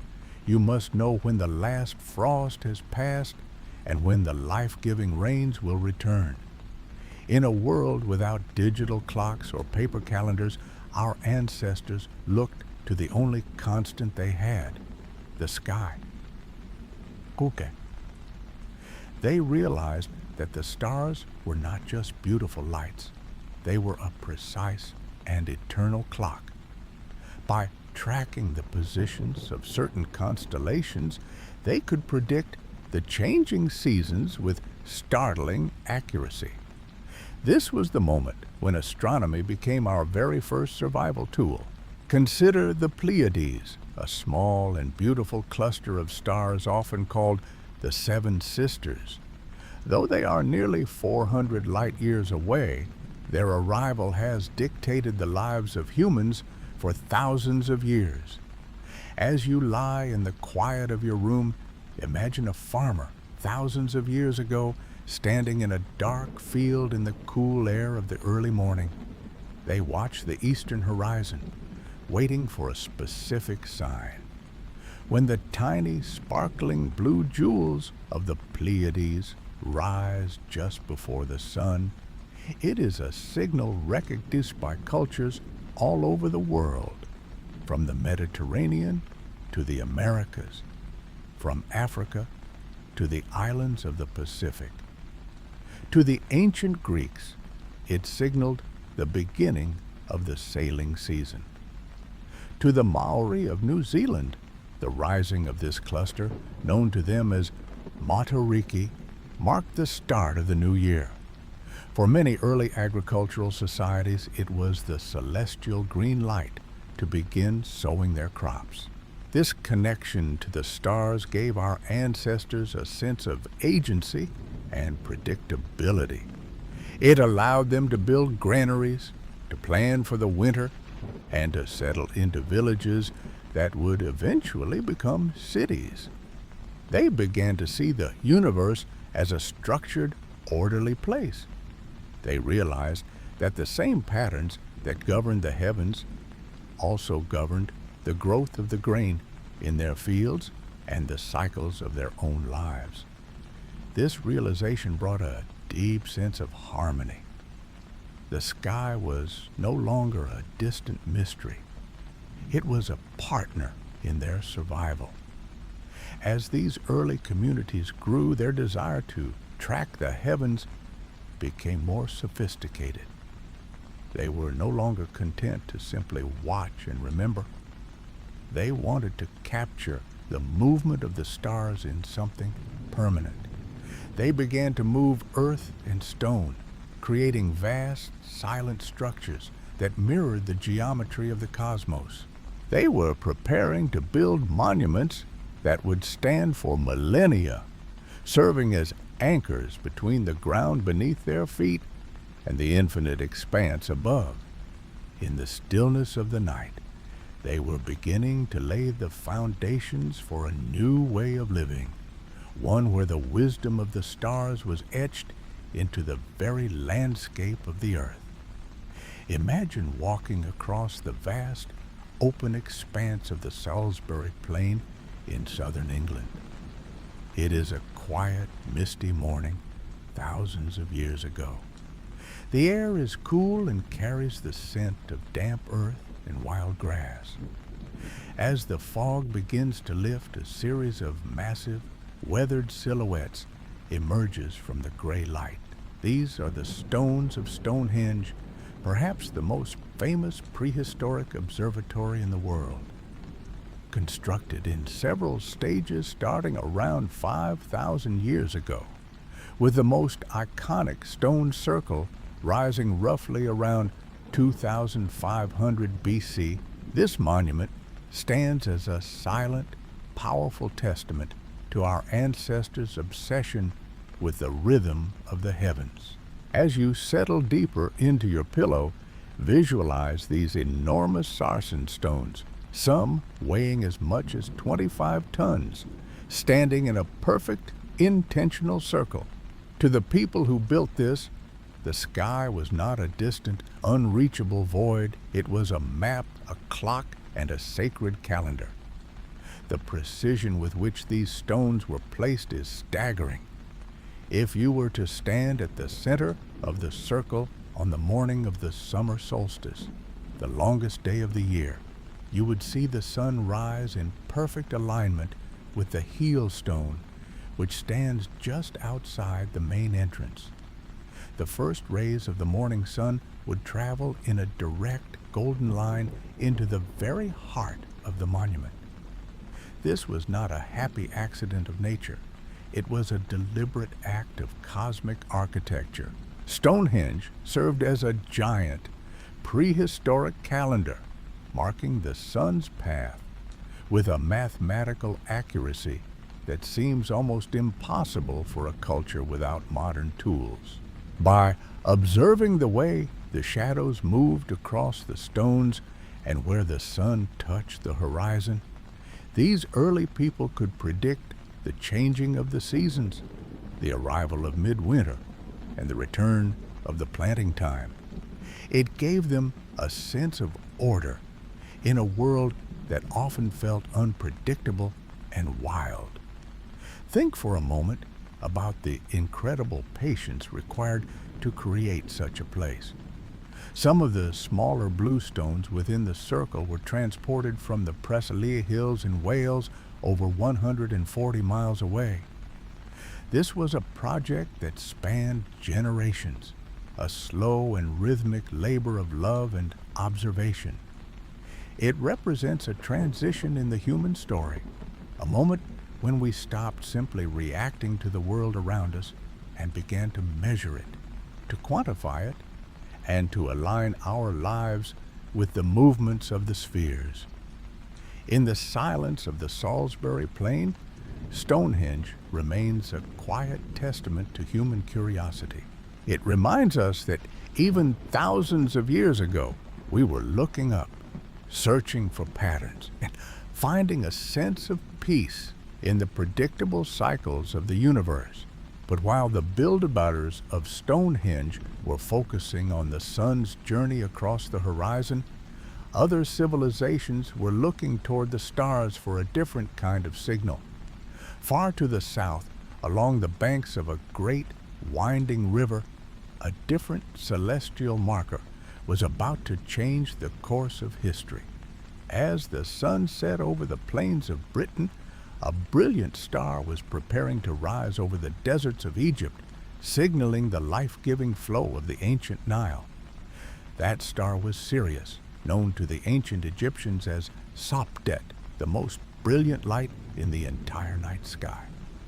If you were to stand on the banks of the Nile thousands of years ago, the air would be cool and still, the desert sands holding the last of the day's warmth. You would look toward the eastern horizon just before the sun began to paint the sky with its first pale colors. And there, for a few brief moments in the pre-dawn twilight, you would see it, a single diamond-bright spark emerging from the glow of the coming day. This event is what astronomers call a heliacal rising. For 70 days, Sirius had been hidden, lost in the overwhelming glare of the sun as it moved through the sky. But on this specific morning, it finally distanced itself enough to be visible once more. To the Egyptians, this wasn't just a beautiful celestial sight, it was a promise. They had observed over centuries of patient watching that when Sirius returned to the morning sky, the great river Nile would soon begin its annual flood.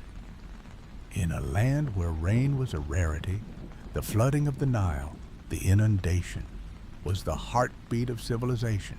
The river would swell, spilling over its banks and depositing a layer of rich black silt across the valley, turning the parched dust into fertile soil. The reappearance of Sirius was the signal that life was about to be renewed. It was a moment of profound relief and quiet celebration, a sign that the cycle of growth was beginning again. This deep connection between the movements of the stars and the rhythms of the earth led the Egyptians to create one of the world's first and most accurate solar calendars.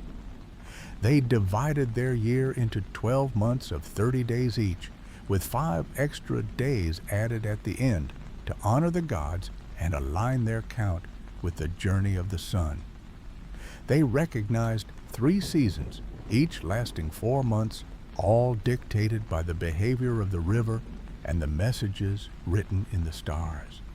The time of the flood, the time of the emergence of the land, and the time of the harvest.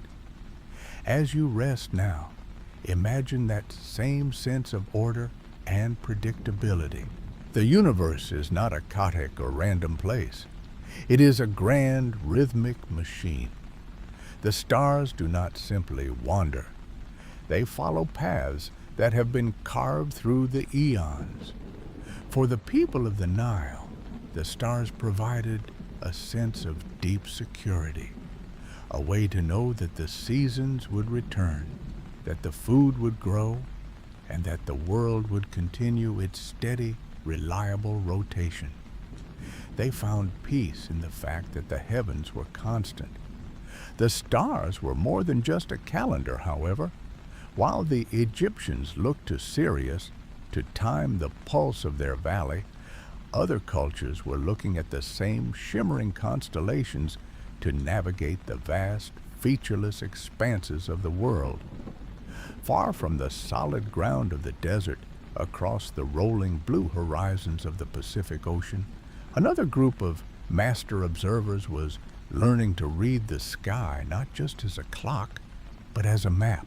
They were the wayfinders, and for them, every star was a guidepost on a journey that spanned thousands of miles of open water, guided only by the silver light of the night. In the vast blue heart of the Pacific Ocean, long before the invention of the magnetic compass or the satellite, a different kind of wisdom was being passed down through generations.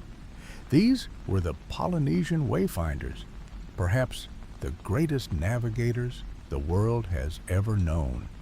While the Egyptians looked to the stars to time the rising of a river, the Polynesians looked to them to find a needle in a haystack. Small emerald islands scattered across millions of square miles of open water. They did not see the ocean as a frightening void or a barrier, but as a series of pathways, a bridge between worlds. To a wayfinder, the night sky was a living map, a glittering guide that never failed. They traveled in double-hulled canoes, crossing distances that seem impossible even today, guided by nothing more than their intimate knowledge of the natural world. They watched the flight patterns of birds like the white tern, which always flies toward land at sunset.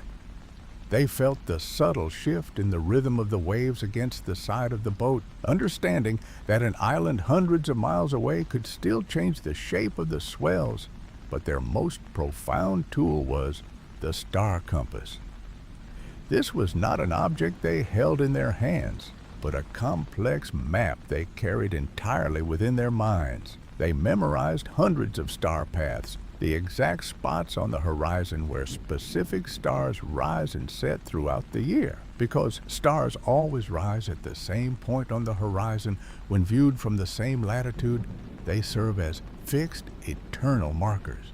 If a navigator knew that a certain star, like the bright Arcturus, passed directly over their home island, they could use its position to guide them back across the trackless sea. They would steer by the rising stars ahead and the setting stars behind, keeping their course true even when the winds shifted.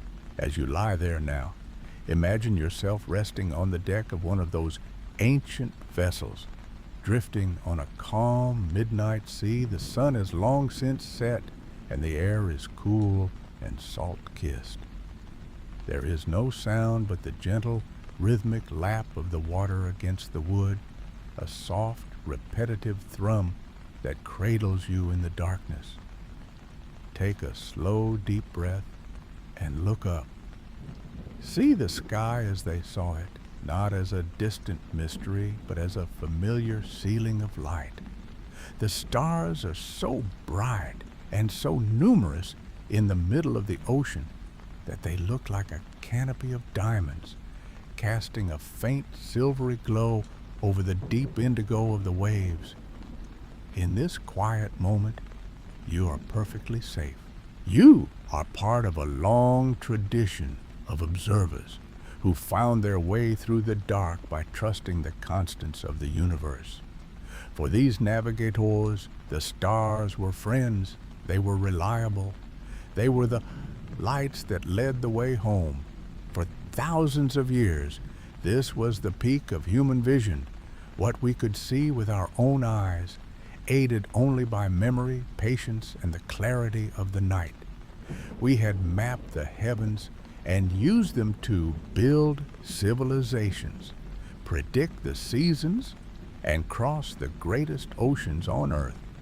We had become masters of the world we could see.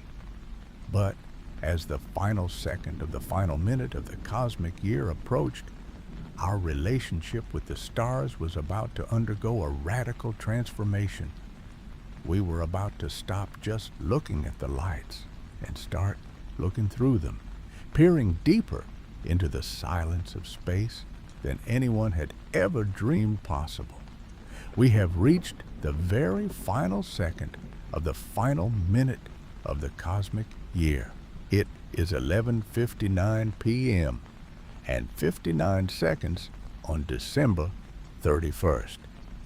In this tiny flickering moment of time, a mere heartbeat in the context of the billions of years we have traveled together, the world changed more rapidly than ever before. This is the era of the scientific revolution, a period where our curiosity shifted from wonder into a deep, systematic desire to understand the mechanics of the heavens. Imagine a quiet room in Italy in the year 1609. The night is still, and the only sound is the soft scratching of a quill on parchment. A man named Galileo Galilei stands by an open window holding a slender tube made of wood and leather. Inside are two carefully ground glass lenses. To the rest of the world, this was a toy or a tool for sailors. But Galileo turned it toward the sky. In doing so, he extended human vision across the vast, dark ocean of space. When he looked at the moon, he didn't see the perfect, smooth, glowing orb that philosophers had described for centuries. Instead, through the soft magnification of his telescope, he saw a landscape. He saw the jagged shadows of mountains and the deep, silent bowls of craters. He realized that the moon was not a distant divine light, but a world of rock and dust, with a geography as real and rugged as the mountains of Earth. It was a moment of profound connection, the realization that the objects in the sky were not separate from us, but made of the same stuff, subject to the same realities. Galileo then turned his glass toward the planet Jupiter, the bright wanderer of the night sky. There, he saw something that shook the very foundations of how we viewed our place in the universe. He noticed 4 tiny pinprick lights dancing around the giant planet. Night after night, he watched them patiently, seeing them shift their positions, but never leaving Jupiter's side. He realized they were moons orbiting another world. Up until this moment, it was widely believed that the Earth was the stationary center of everything, the fixed point around which the entire universe revolved. But if Jupiter had its own moons, then motion existed elsewhere. Earth was not the only center of the dance. This was a gentle but revolutionary shift in our perspective.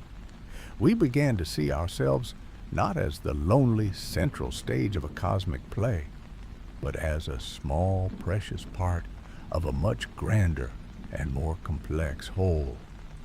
The universe was opening up, revealing a clockwork precision that was both humbling and beautiful. As Galileo looked through his lenses, the dark ages of our understanding were finally replaced by a clear, steady light. Take a slow, deep breath and imagine that quiet Italian night. Feel the cool air on your skin and the stillness of the room as the old ideas of the world begin to fall away, replaced by the truth of what we could finally see. We were no longer just observers of the lights. We were beginning to understand the rules of the game. The universe was not a collection of mysteries to be feared, but a vast, silent library waiting to be read. And as the final second of the year ticked forward, we were about to discover the invisible threads that tied the falling of an apple to the orbits of the stars, the universal laws that govern everything from the smallest grain of sand to the most distant galaxy. As the final second of the cosmic year continues its silent progress, we move from the visual discoveries of Galileo to the profound insights of a young man sitting in a quiet orchard in England. It is the mid-1600s, and the world is still largely a mystery of unexplained motions. But Isaac Newton is about to reveal the invisible thread that binds the entire universe together. Imagine him there, in the soft, dappled light of a late afternoon, perhaps feeling the cool, damp grass beneath him as he watches an apple fall from a tree. It is a simple, everyday occurrence, something most of us would never think twice about. But for Newton, it was a question that demanded an answer. Why does the apple always fall straight down? Why doesn't it move sideways or drift upward into the darkening sky? He realized that the earth must be pulling the apple toward its center with a persistent, invisible force. But then, Newton did something truly extraordinary. He looked up past the branches of the apple tree toward the pale, distant moon hanging in the twilight. He wondered if that same invisible hand reaching out to the apple was also reaching out to the moon. In a moment of quiet brilliance, he realized that the very same force that brought the fruit to the ground was the force that kept the moon in its steady, graceful orbit around our planet. Without this pull, the moon would simply fly off into the void in a straight line. But because of gravity, it is forever tethered to us, falling around the earth in a never-ending circle of light. Before this moment, people believed that the heavens were a separate mystical realm, governed by laws that had nothing to do with the world we walk upon. Newton's realization shattered that wall. He showed us that the universe is a unified whole. The same mathematics that describe a pebble rolling down a hill also describe the majestic movement of the planets around the sun. This was the birth of universal physics, the understanding that the entire cosmos, from the smallest grain of dust to the largest star, follows the same fundamental rules. There is a deep underlying harmony to it all, a single set of laws that applies everywhere at all times. Take a slow, calming breath and feel the weight of your own body resting against your bed. That weight is your personal connection to the earth. The same gravity that keeps our atmosphere tucked around us like a warm blanket and keeps the oceans in their basins. It is a constant, reliable presence, a silent rhythm that ensures the sun will rise and the tides will turn. It is the ultimate anchor in a vast and changing universe. Through Newton's eyes, the universe transformed into a magnificent, orderly clockwork mechanism. It was no longer a place of chaotic whims or frightening mysteries, but a system of cause and effect that we could finally begin to map and understand with precision. This predictability brings a certain peace. The stars aren't just drifting, they are following a path, a cosmic choreography that has been playing out for billions of years and will continue long after we are gone. We had finally found the manual for the machine, and with it, the ability to predict where the planets would be years or even centuries into the future. This newfound understanding of gravity and motion was the key that unlocked the next great leap in our story. By knowing the laws of the heavens, we were no longer just observers confined to the ground. We were beginning to prepare for a time when we would use these very same laws to launch ourselves off the earth and into the silent, waiting dark. We were standing on the threshold of the modern era, ready to turn our gaze from the quiet orchards of Earth to the furthest reaches of our solar system, as we prepared to finally step out into the stars we had watched for so long. And now, we arrive at the very last millisecond of our cosmic year, the age of modern astronomy.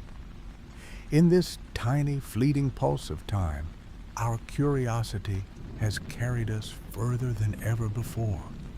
We have transitioned from simply watching the light of distant worlds to actually reaching out and touching them.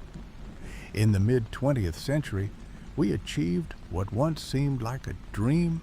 We left the cradle of Earth and set foot on the moon. Imagine the silence of that lunar landscape, a world of gray dust and long, sharp shadows, where the only sound is the rhythm of a human breath inside a suit. From that vantage point, the Earth looks like a fragile, glowing marble of blue and white, hanging in the absolute dark. It is a perspective that changed us forever, showing us just how precious and solitary our home truly is. Take a slow, deep breath and let your mind wander through the stillness of our solar system. Since those first steps on the moon, our mechanical eyes have explored the furthest reaches of our neighborhood.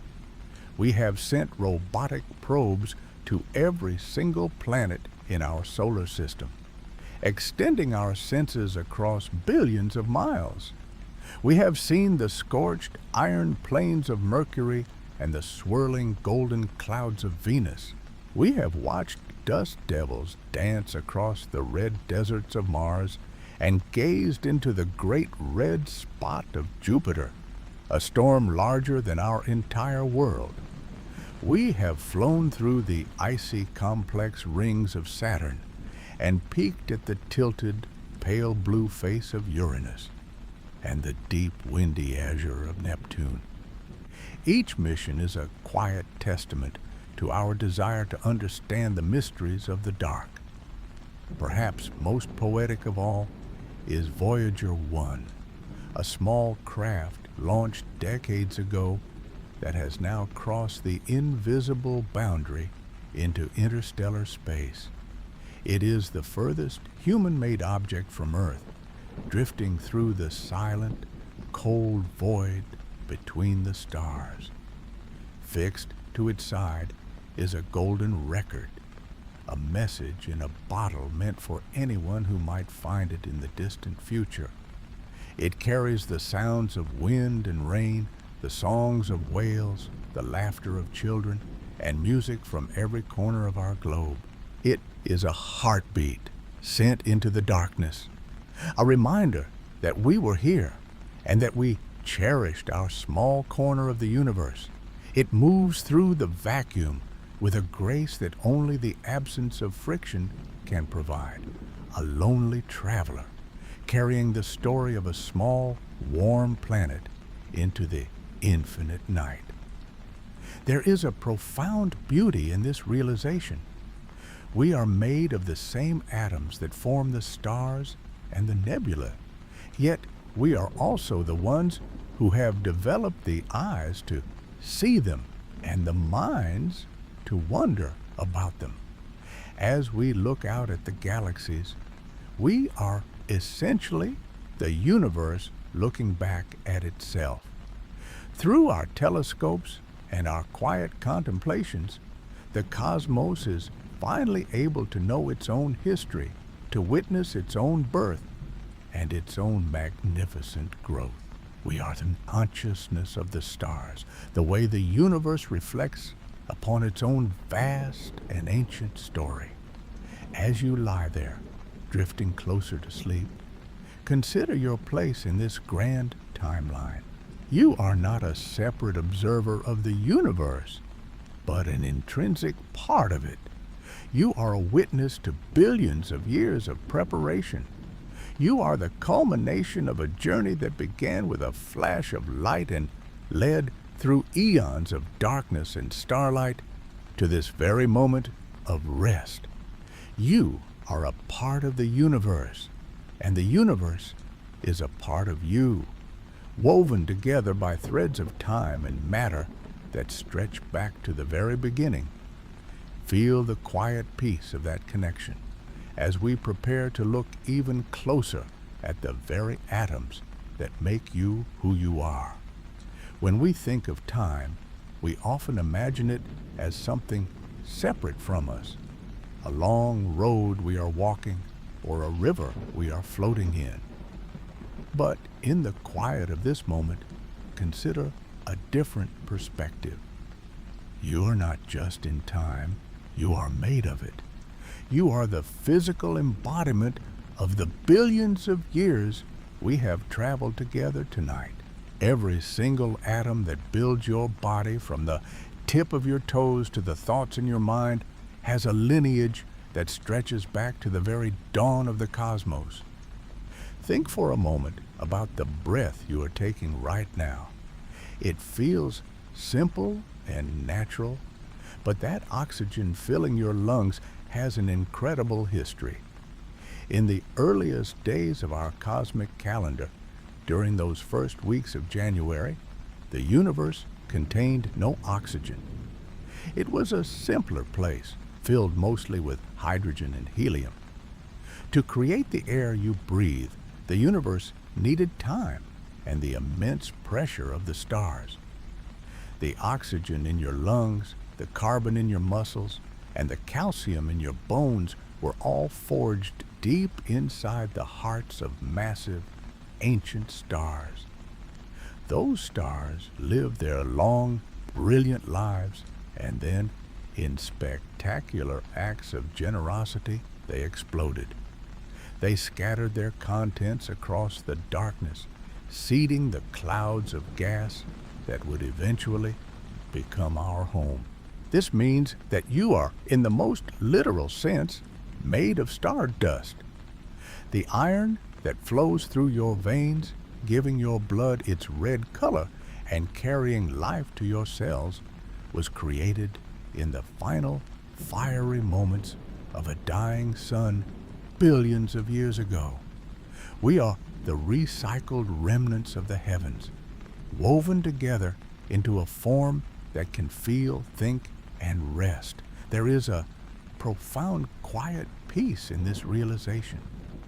You are not an isolated observer in a cold, vast space. You are a child of the stars, carrying the history of the entire universe within your very cells. As you lie there, let yourself feel the weight of this connection. You are part of a continuous, unbroken thread of existence that has never been severed.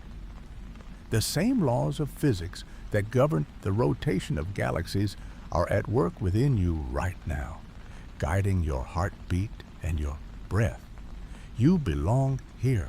You are a local in this vast expanse, a precious collection of ancient matter that has finally found a moment to be still.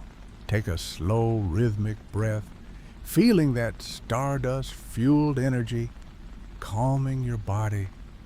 There is no need to hurry through the moments of your life, for you are part of a story that takes billions of years to unfold. The cosmic calendar we have explored is not just a record of distant events. It is your own history, a map of how you came to be. We are slowly turning the final page of this calendar. The vast, busy history of the universe is settling down, its long work of creation complete for now. The echoes of the Big Bang, the collisions of galaxies, and the birth of suns have all led to this quiet room and this comfortable bed. As we close the book on the past, feel the stillness of the present moment. The journey through the history of time has brought us to a place of deep, settled peace, where the only thing left to do is let go and listen to the soft, rhythmic pulse of a universe that is finally at rest. As the final seconds of our cosmic calendar tick away, we find ourselves standing at the edge of a vast and silent future. The history we have traveled together, from the first spark of light to the very breath you are taking now, is only the beginning of a much longer story. If we were to imagine the next year of the cosmic clock, we would see a timeline filled with the same steady, patient growth that brought us here. Our sun, the constant companion of our world, is only about halfway through its life. It has enough hydrogen fuel to continue shining with a warm, golden stability for another 5 billion years. In the scale of the cosmic year, that is another 5 months of peace, another 5 months of light and life before the seasons of the solar system begin to change. There is so much time ahead of us, more than we can truly grasp, and there is a deep, resonant comfort in that abundance. The universe is not in a hurry. It moves with the slow, deliberate grace of a river carving through stone, and you are currently drifting on its calmest waters. The great, tumultuous events of the past, the collisions of galaxies, the birth of planets, the risks of the first forests, have all settled into the quiet foundation of the world you see today. The stars are out now, watching over the earth as they have for billions of years, and the world around you has grown still.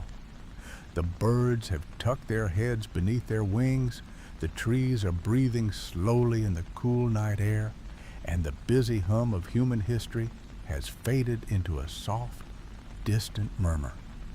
Your journey through the vastness of time and space is complete for tonight. You have traced your lineage back to the very beginning of everything, and you have found that you are exactly where you are meant to be. There is plenty of time for everything. There is time for the stars to drift, time for the earth to turn, and most importantly, there is plenty of time for you to rest. You do not need to carry the weight of the future or the lessons of the past into your dreams. The laws of the cosmos are holding everything in place, steady and secure, allowing you the freedom to simply exist in this moment of perfect stillness. Feel the coolness of the air, the soft support of your pillow, and the gentle rhythm of your heart, a heart that carries the iron forged in the hearts of ancient stars. You are a part of the universe that has finally found its way home to sleep. As the screen fades to the deep, velvety black of the interstellar void, Let your thoughts dissolve like mist in the morning sun. The story of time will continue when you wake, patient and unchanging. But for now, the only reality is this peace. The universe is quiet, the earth is still, and you are safe. Close your eyes now and let yourself sink into the soft embrace of a deep, restorative sleep. Sleep well, traveler of the stairs. Good night.